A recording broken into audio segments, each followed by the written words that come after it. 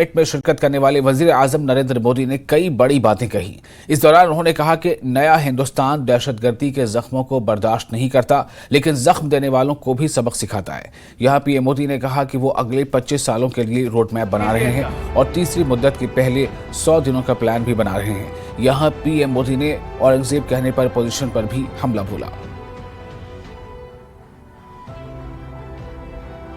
प्रधानमंत्री जी, आपका बहुत बहुत स्वागत है, आभार। एंड मैं नाउ रिक्वेस्ट आतंक के सरगना हो या विकास और शांति की चाहत रखने वाले देश हो, सबने राइजिंग भारत अनुभव किया है।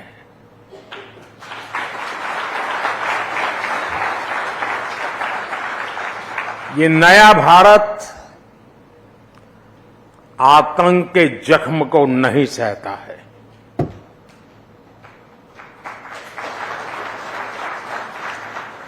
बल्कि आतंक के जख्म देने वालों को पूरी ताकत से सबक भी सिखाता है।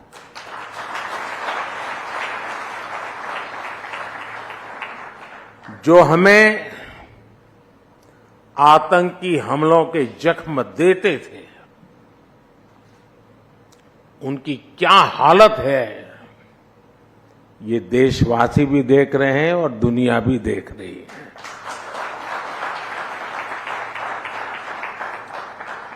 एक सुरक्षित राष्ट्र ही एक विकसित राष्ट्र का आधार होता है और आज यही भारत की पहचान है और यही राइजिंग भारत है। देश में भी धीरे धीरे चुनाव प्रचार जोर पकड़ रहा है। सरकार अपने 10 साल के कामकाज का रिपोर्ट कार्ड रख रही है। हम अगले 25 साल का रोड मैप बना रहे हैं और अपने तीसरे टर्म के पहले 100 दिन का प्लान भी बना रहे हैं।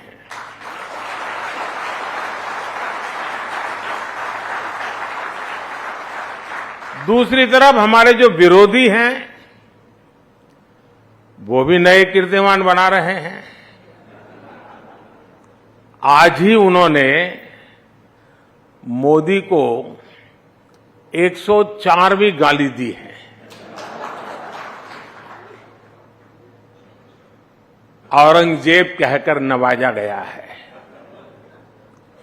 मोदी की खोपड़ी उड़ाने का ऐलान किया गया है।